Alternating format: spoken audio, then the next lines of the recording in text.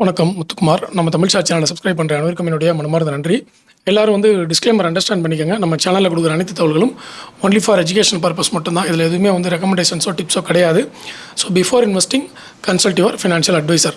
Okay, இப்போ இன்றைக்கி பார்த்தீங்கன்னா நிஃப்டியோடைய நிலவரத்தில் நம்ம மத்தியானம் வீடியோ போட்டிருந்தோம்ல, அதில் தெளிவாக பார்த்துருந்தோம். நிஃப்டி நல்ல ஒரு ஏற்றத்தில் இருந்தது, 270 புள்ளிகளுக்கு மேலே இருந்தது. பட் மார்க்கெட் முடியும் பொழுது 231 புள்ளிகள் பாசிட்டிவாக முடிவடைஞ்சிது.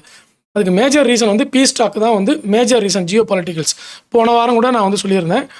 மார்க்கெட்டு டொமஸ்டிக் நியூஸையோ அல்லது இண்டிவிஜுவல் ஸ்டாக்ஸுடைய ஃபண்டமெண்டல்ஸையோ வேறு எந்த டேட்டாவையும் பயன்படுத்தலை. மார்க்கெட் இந்த வாரம் ஃபுல்லாக பயன்படுத்துறது ஜியோ பாலிட்டிக்கலுடைய நியூஸ் மட்டும்தான் அப்படின்றத பார்த்துருந்தோம். அதே மாதிரி பி ஸ்டாக் இப்போ வந்ததுக்கப்புறம் என்ன ஆச்சுன்னா, நமக்கு மார்க்கெட் ரெக்கவரி கொடுக்க ஆரம்பிச்சிது. அதுக்கு மேஜர் ரீசன் க்ரூட் ஆயில் டவுனில் போனது தான்.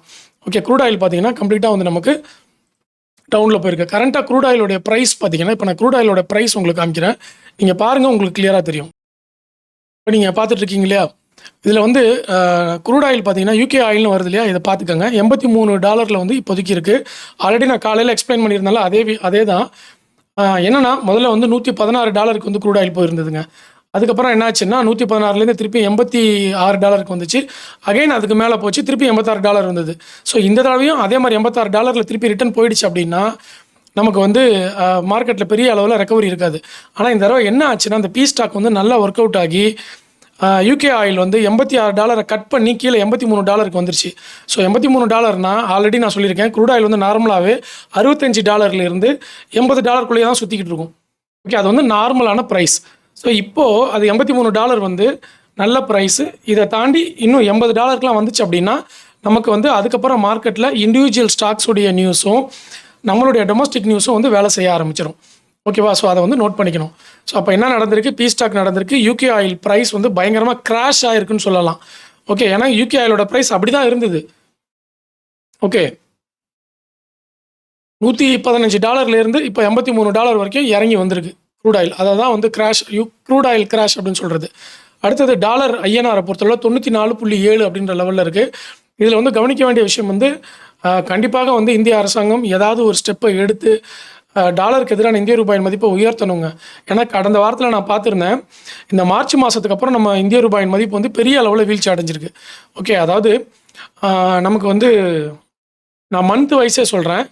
கரெக்டாக பார்த்தீங்கன்னா பிப்ரவரி 2026 நம்ம 90 இருந்தோம். ஓகே, அதே போன வருஷம்லாம் பார்த்தீங்கன்னா நம்ம $84 ஒரு டாலர் அப்படின்ற கண்டிஷனில் இருந்தது. ஓகே, ஆனால் $84 இப்போ நம்ம $94 வந்திருக்கோம். ஆனால் உலக நாடுகளில் ஜப்பான், யூகே, ஃப்ரான்ஸ் இவங்களுடைய கரன்சியெல்லாம் பார்க்கும் பொழுது யூஎஸ் டாலருக்கு எதிராக அவங்க யாருமே இந்த அளவுக்கு வீழ்ச்சி அடையவில்லை. இந்தியா தான் பெரிய அளவில் வீழ்ச்சி அடைஞ்சிருக்கு. இந்தியா மாதிரியே வீழ்ச்சி அடைஞ்ச கண்ட்ரிலாம் பார்த்திங்கன்னா ரொம்ப சின்ன நாடு. ஸ்ரீலங்கா, பங்களாதேஷ், அந்த மாதிரி சின்ன சின்ன கண்ட்ரி தான் நம்மளை மாதிரி நிறையா அவங்களுடைய கரன்சி மதிப்பை இழந்திருக்காங்க. ஸோ இந்த லிஸ்ட்டில் இந்தியா போகணுன்னு அவசியம் இல்லை. நம்ம கொஞ்சம் அட்லீஸ்ட் ஒரு $80 இதை கொண்டு வரணும். அதுக்கான வழிவகைகளை கண்டிப்பாக செய்வாங்க அப்படின்னு நம்புகிறோம். அடுத்தது பார்த்தீங்கன்னா அந்த மாதிரி செஞ்சால் தான் நமக்கு பெனிஃபிட். இல்லைனா க்ரூட் ஆயில் இறங்கினாலும் நமக்கு பெனிஃபிட் கிடையாது. ஏன்னா டாலரோட விலை ஏறி போச்சு. மற்ற உலக நாடுகள் எல்லாமே ஏறி இருந்தது அப்படின்னா பரவாயில்ல. உலக நாடுகளில் இப்போ நமக்கு ஈக்குவலாக இருக்கக்கூடிய மற்ற நாடுகள்லாம் பார்த்திங்கன்னா இந்த அளவுக்கு அவங்களோட கரன்சி இறங்கலை டாலருக்கு எதிராக. நம்ம தான் $80 $94 வரைக்கும் கிட்டத்தட்ட 20% வரைக்கும் இறங்கிச்சு. ஸோ இதை அவங்க ஏதாவது சரி கட்டணும்.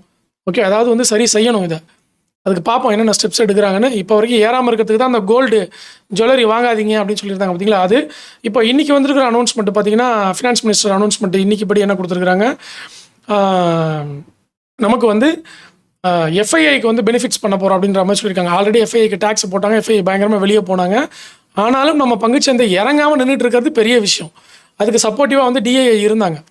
இப்போ அடுத்தது எஃப்ஐஐ உள்ளே வர்றாங்க அப்படின்னா மார்க்கெட் கண்டிப்பாக இங்கேருந்து மேலே ஏறுறதுக்கான ஒரு அறிகுறியை தான் காட்டும். ஏன்னா எஃப்ஐஐ உள்ளே வந்தாலே ஃபண்டு உள்ளே வரும்பொழுது கண்டிப்பாக மார்க்கெட் ஏறும். இதுதான் ஹிஸ்ட்ரி டேட்டா. ஓகே, மோஸ்ட்லி பார்த்திங்கன்னா இந்த எஃப்ஐஐ டிஐயும் மாற்றி பையிங் செல்லிங் பண்ணிக்கிறது தான் மார்க்கெட்டில் நடக்கக்கூடிய ஏற்ற இறங்குகளுக்கு முக்கியமான காரணம் அப்படின்னு சொல்லுவாங்க. அதில் இப்போ ரீட்டைல் இன்வெஸ்டர்ஸோடைய பங்கு பார்த்திங்கன்னா 10% தான் இருக்கும்.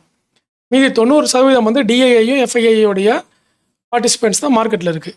இப்படி பார்க்கும்பொழுது எஃப்ஐஐ உள்ளே வந்தாங்கன்னா கண்டிப்பாக மார்க்கெட் இங்கேருந்து ரெக்கவர்னு இல்லை, இன்னும் மேலே ஏறுவதற்கான ஒரு வாய்ப்பு அப்படின்னு சொல்லலாம். ஏன்னா இறங்கியிருந்தால் தானே ரெக்கவர், இல்லை கிராஸ் ஆயிருந்தால் தானே ரெக்கவர். மார்க்கெட் 26,000 புள்ளியிலேருந்து 23,000 தான் இருக்குது. 3,000 புள்ளிகளுக்குள்ளேயே ஒரு ரேஞ்சு பவுண்ட்லேயே சுற்றிக்கிட்டு இருந்தது. 2024 இந்த ரேஞ்சுக்குள்ளே நம்ம சுற்றிக்கிட்டு இருக்கோம். 2 வருஷமாக ஏறாமல் இருக்குது.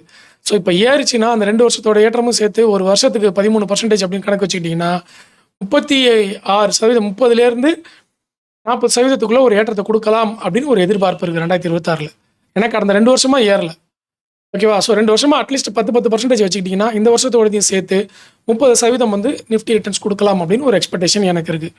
ஓகே, அடுத்தது கோல்டு அப்படின்னு பார்க்கும்பொழுது கோல்டும் பார்த்தீங்கன்னா நமக்கு ஏற்றத்தில் தான் கொடுத்துருக்குறாங்க. இங்கே பார்த்தீங்கன்னா தெரியும், கோல்டு பீஸ் வந்து நீங்கள் நல்ல ஏற்றம் கொடுத்தது. சில்வர் நல்லா ரெக்கவரி கொடுத்துருந்தாங்க. இதில் வந்து இன்றைக்கும் வந்து அமெரிக்க பங்குச்சந்தையில் வந்து கோல்டு சில்வர்லாம் வந்து ஏற்றத்தில் தான் இருக்குது. சொல்லப்போனால் சில்வர் வந்து 3.8% வந்து ஏற்றத்துலையும், கோல்டு பார்த்தீங்கன்னா அதுவும் நல்ல ஏற்றத்தில் தான் இருக்குது. கோல்டும் 3.2% ஏற்றத்தில் கோல்டு இருக்குது. அப்போ நமக்கு வந்து நாளைக்கும் வந்து சில்வர் பீஸ் கோல்டு பீஸ்லாம் வந்து சில்வர் கோல்டு MCXலேயும் ஏறதுக்கான ஒரு வாய்ப்பு வந்து கண்டிப்பாக தெரிகிறது. இதில் நம்ம வந்து அப்போ பாசிட்டிவ் டைரக்ஷனில் தான் இருப்போம்னு நினைக்கிறேன். கோல்டு சொல்லுவேன், ஏன்னா க்ரூட் ஆயில் விட்டுட்டாலே போதுங்க, நம்ம பாட்டுக்கு மற்றதெல்லாம் நார்மலாக நடக்க ஆரம்பிச்சிடும். அதுக்குள்ளே கோல்டை வந்து நம்ம எல்லோரும் கோல்டுக்கு ஒரு நெகட்டிவான ஒரு பாயிண்ட் ஆஃப் வியூவே வந்துருச்சு. பட் கோல்டுக்கு வந்து இப்போ ஒரு ரெக்கவரி டைமாக வந்து தெரியுது. ஏன்னா நல்லா இறங்கி இருந்தது கோல்டு பீஸே பார்த்தீங்கன்னா அதனுடைய ஹை வந்து 147 ரூபா இருந்தது. இப்போ இந்த மாதத்தோட லோ பார்த்தீங்கன்னா 113 ரூபா. 113லேருந்து இந்த 2 நாளில் வந்து 124 ரூபா வரைக்கும் கோல்டு பீஸ் வந்து ஏற்றம் கொடுத்துருக்கு. ஓகே, இன்னும் இது போன மாதமே பார்த்தீங்கன்னா 135 ரூபா வரைக்கும் ஹை இருந்தது.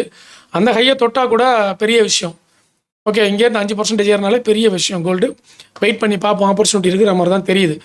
அதுக்கப்புறம் செக்டார் டேட்டா அப்படின்னு பார்க்கும்பொழுது இப்போ நீங்கள் பார்த்துட்டு தான் இருக்கிறீங்க பாருங்கள். செக்டார் CNX ரியாலிட்டி வந்து பெரிய அளவில் ஏற்றம் கொடுத்துருந்தாங்க, 4%. நிஃப்டி கேபிட்டல் மார்க்கெட் இண்டெக்ஸ் வந்து 3% ஏற்றம் கொடுத்துருந்தது.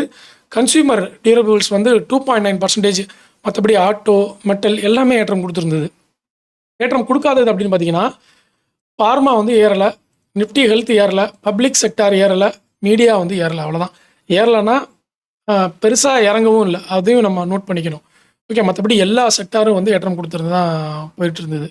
அதனால் இன்றைக்கி வந்து போர்ட்ஃபோலியோ நேற்றுக்கும் இன்றைக்கும் போர்ட்ஃபோலியோ பெரிய அளவில் வந்து எல்லாருக்கும் ரெக்கவரி காமிச்சிருக்கும்னு நான் நினைக்கிறேன். அடுத்து நாளைய பங்குச்சந்தைக்கு தேவையான தகவல்கள் அப்படின்னு நம்ம பார்க்கும்பொழுது முக்கியமாக நம்ம பார்க்க போகிறது கிஃப்ட் நிஃப்டியை வந்து பார்க்குறோம். கிஃப்ட் நிஃப்டியை பொறுத்தளவில் இந்த இடத்துல பாருங்கள், இப்போ நீங்கள் பார்த்துட்டு இருக்கீங்களா, இது வந்து கிஃப்ட் நிஃப்டி நான் செலக்ட் பண்ணியிருக்கேன் இல்லையா, 23,977ன்ற புள்ளிகளில் இருக்குது. 977. ஓகேவா? நம்மளுடைய நிஃப்டி ஃபியூச்சர்ஸ் பாருங்கள் 916 இருக்குது நம்ம நிஃப்டி ஃபியூச்சர்ஸ். அப்போ கிட்டத்தட்ட 60 புள்ளிகள் வந்து நமக்கு பாசிட்டிவில் தான் இருக்குது. ஓகேவா? கிஃப்ட் நிஃப்டியை பொறுத்தவரை அப்போ 60 புள்ளிகள் வந்து நாளைக்கு நமக்கு பாசிட்டிவில் எதிர்பார்ப்பு தான் இப்போ வரைக்கும் அதிகமாக இருக்குது. ரெண்டாவது விஷயம், FII DII டேட்டா. டெலிகிராமில் வந்து FII DII டேட்டா போட்டிருக்கேன். டெலிகிராமில் ஜாயின் பண்ணாதவங்க டெலிகிராமில் ஜாயின் பண்ணிவிட்டு ஃப்ரீ அப்டேட்டு தான், டிஸ்கிரிப்ஷன்லேயும் கமெண்ட்லேயும் லிங்க் போட்டிருக்கேன், அதில் ஜாயின் பண்ணிக்கோங்க, ஃப்ரீ அப்டேட் வந்துடும். அதே மாதிரி என் டிமேட் அக்கௌண்ட்டோட என்னுடைய ரெஃபரல் லிங்க் வந்து டிஸ்கிரிப்ஷன்லேயும் கமெண்ட்லேயும் கொடுத்துருக்கேன். விருப்பம் இருக்கிறவங்க, அக்கௌண்ட் ஓப்பன் பண்ணாதவங்க, இல்லை அக்கௌண்ட் வேணும்னு நினைக்கிறவங்க, என்னோட ரெஃபரல் அக்கௌண்ட் வேணும்னு நினைக்கிறவங்க என்னுடைய ரெஃபரல் லிங்கை ப்ரெஸ் பண்ணி நீங்கள் வந்து அக்கௌண்ட் ஓப்பன் பண்ணி எனக்கு சப்போர்ட் பண்ணலாம். Okay, so FII data DII data வந்து டெலிகிராமில் போஸ்ட் பண்ணியிருக்கேன். அதைப்படி பார்த்தீங்கன்னா கிட்டத்தட்ட பல நாட்களுக்கு பிறகு FII முதல் முறையாக 200 கோடிக்கு பையிங் பண்ணியிருக்காங்க. ஏன்னா இன்றைக்கி அனௌன்ஸ்மெண்ட் வேறு வந்துருச்சு ஃபினான்ஸ் மினிஸ்டர்ஸ்டேருந்து. ஸோ கண்டிப்பாக நாளையிலேருந்து FII கொஞ்சம் பாசிட்டிவில் திரும்பினா மார்க்கெட் இன்னும் உயர்வதற்கான வாய்ப்புகள் இருக்குது. நம்ம போர்ட்ஃபோலியோ நல்லா பாசிட்டிவில் போகிறதுக்கான ஒரு வாய்ப்பு உண்டு. வெயிட் பண்ணி பார்ப்போம். DII 3189 கோடிக்கு வந்து அவங்களும் பாசிட்டிவ். FII 200 crores தான் பாசிட்டிவ். பட் நாளையிலேருந்து கொஞ்சம் இம்ப்ரூவ் ஆகும் அப்படின்னு எதிர்பார்க்குறேன். ஸோ நெட்டாக பார்த்தீங்கன்னா 3389 கோடிக்கு வந்து நெட்டு வந்து பாசிட்டிவில் தான் நமக்கு இருக்குது. ஸோ இதுவும் வந்து நமக்கு பாசிட்டிவ். அடுத்தது அந்த பீ ஸ்டாக்னால வால் ஸ்ட்ரீட் பீஸ் ரேலி அப்படின்னு சொல்லிட்டு ஒரு மெசேஜ் லேட்டஸ்ட்டாக போட்டிருந்தேன். நீங்கள் பாருங்கள், டவ் ஜோன்ஸ் வந்து 600 பாயிண்ட்ஸ் அப்பா இருக்குது. நாஸ்டாக் 2.3% அப்பா இருக்குது. ஸ்பேஸ் எக்ஸ்ன்ற அந்த ஒரு ஸ்டாக் மட்டுமே 6% ஏறி இருக்கிறதா வந்து போட்டிருக்கிறாங்க. ஸோ அப்போ US மார்க்கெட், UK மார்க்கெட் எல்லாமே பாசிட்டிவில் வரும் பொழுது, FIIயும் பாசிட்டிவில் வரும் பொழுது, கிஃப்ட் நிஃப்டியும் நமக்கு 60 புள்ளிகள் பாசிட்டிவில் வரும் பொழுது, நாளைக்கு நம்ம மார்க்கெட்டு பாசிட்டிவ் அப்படின்னு எதிர்பார்க்கும் பொழுது என்ன மாதிரி ட்ரேட் செட்டப் பண்ணணும் அப்படின்றது உங்களுக்கே தெரிஞ்சிடும், நீங்களே புரிஞ்சுப்பீங்க. ஓகே, இதில் வந்து இது எல்லாமே டிஸ்க்ளைமருங்க, எதுவுமே ரெக்கமெண்டேஷன் டிப்ஸ் கிடையாது. பட் நம்ம வந்து எப்படி ஒரு ட்ரேடராக ஆக்ட் பண்ணணும் அப்படின்னு பார்த்தீங்கன்னா, நாளைக்கு மார்க்கெட் புல்லிஷ் அப்படின்னா ட்ரெண்ட் எப்படி இருக்குன்னு பார்த்துட்டு புல்லிஷ்கான ஸ்ட்ராட்டஜியை பயன்படுத்தி ட்ரேடிங் பண்ணலாம், ஒரு ஆப்ஷன். ரெண்டாவது ஆப்ஷன், ஆல்ரெடி ஸ்விங் ட்ரேடிங்காக இருந்திருக்கீங்க அப்படின்னா இதை பயன்படுத்தி நம்ம ஸ்டாக் ஏதாவது இறங்கிருதுன்னா ஆவரேஜ் பண்ணி சீக்கிரமாக ப்ராஃபிட்டில் வந்து அந்த ஸ்டாக்கை மேலே கொண்டு வரதுக்கு ட்ரை பண்ணலாம். இன்னொரு விஷயம், லாங் டேர்மில் இருக்கிறவங்களுக்கு போர்ட்ஃபோலியோ பார்த்து பயப்படுறவங்களுக்கு நாளைக்கு கொஞ்சம் போர்ட்ஃபோலியோ ஓப்பன் பண்ணி பார்க்கும்போது ஆல்ரெடி 2 நாளாகவே கொஞ்சம் பாசிட்டிவில் இருந்தது. நாளைக்கு கொஞ்சம் பாசிட்டிவில் வரும்பொழுது ஓகே லாங் டேர்ம் இன்வெஸ்ட்மெண்ட் மேலே ஒரு ஹோப் வரும். ஓகே, அதுக்கப்புறம் இன்றைக்கே பார்த்தீங்கன்னா பல பங்குகள் வந்து ஏற்றம் கொடுத்துருந்தது. அந்த பங்குகளை வந்து நம்ம பார்த்துடலாம்.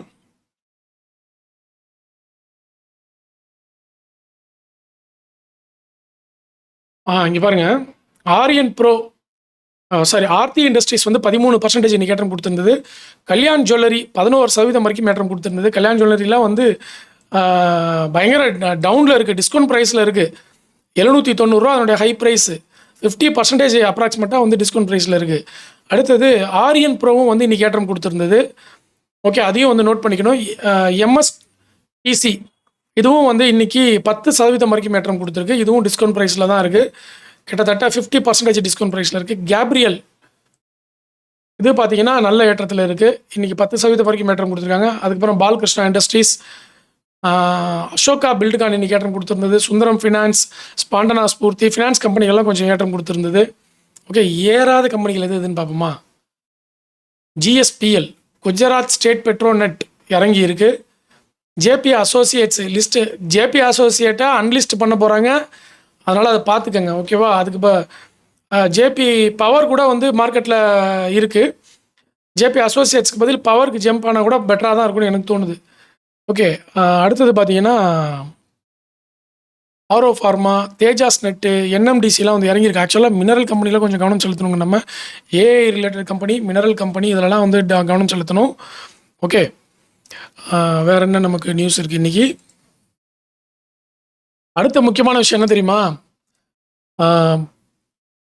ஃபெட்ரல் ரெப்போ ரேட்டு 17ஆம் தேதி இருக்குது, இன்னும் ஒரு நாள் தான் இருக்குது. ஸோ அதனுடைய ரிஃப்ளெக்ஷன் கோல்டில் வந்து வாலட்டிலிட்டி கொடுக்கும், மார்க்கெட்லேயும் வாலட்டிலிட்டி கொடுக்கும். அதனால் 17ஆம் தேதி திருப்பியும் நமக்கு அடுத்த கண்டம் வந்துருச்சு. அதை வந்து நம்ம கவனமாக பார்க்கணும். ஃபெட்ரல் ரேட் வந்து என்ன டிசிஷன் எடுக்கிறாங்கன்னு பார்க்கணும். ஓகே, அடுத்து நமக்கு பார்த்திங்கன்னா ஆகஸ்ட்டில் தான் அடுத்த டிசிஷன் வரப்போகுது. ஆர்பிஐ ரெப்போ ரேட் வந்து ஆகஸ்ட்டில் தான் வரும். பட் அவங்க ஃபெட்ரல் ரேட் வந்து அனௌன்ஸ்மெண்ட் 17ஆம் தேதி வருது. 16ஆம் தேதியே ஸ்டார்ட் பண்ணிடுவாங்க நாளைக்கே. ஸோ அதுவும் பாசிட்டிவில் வந்துச்சு அப்படின்னா நமக்கு மார்க்கெட்டில் இந்த வாரம் ஃபுல்லாக ஜாக்பாட்டு தான். ஓகே, அப்படி இல்லை அப்படின்னா திருப்பி இன்றைக்கி நேற்றுக்கு ஏறினதெல்லாம் அப்படியே திருப்பி மந்தமாக போக ஆரம்பிச்சிடும். ரெப்போ ரேட் வந்து நமக்கு பாசிட்டிவாக இல்லைனா. ஸோ வெயிட் பண்ணி பார்ப்போம் என்ன நடக்குதுன்னு சொல்லிட்டு. மற்ற தகவல் எல்லாமே வந்து நான் டெலிகிராமில் போஸ்ட் பண்ணுறேன். டெலிகிராமில் ஜாயின் பண்ணிக்கோங்க, டிமேட் அக்கௌண்ட் ஓப்பன் பண்ணிக்கோங்க என்னோட ரெஃபரல் லிங்க் பயன்படுத்தி. இது இல்லாமல் வேறு எந்த அப்டேட் வந்தாலும் நான் கண்டினியூஸாக போஸ்ட் பண்ணுறேன்.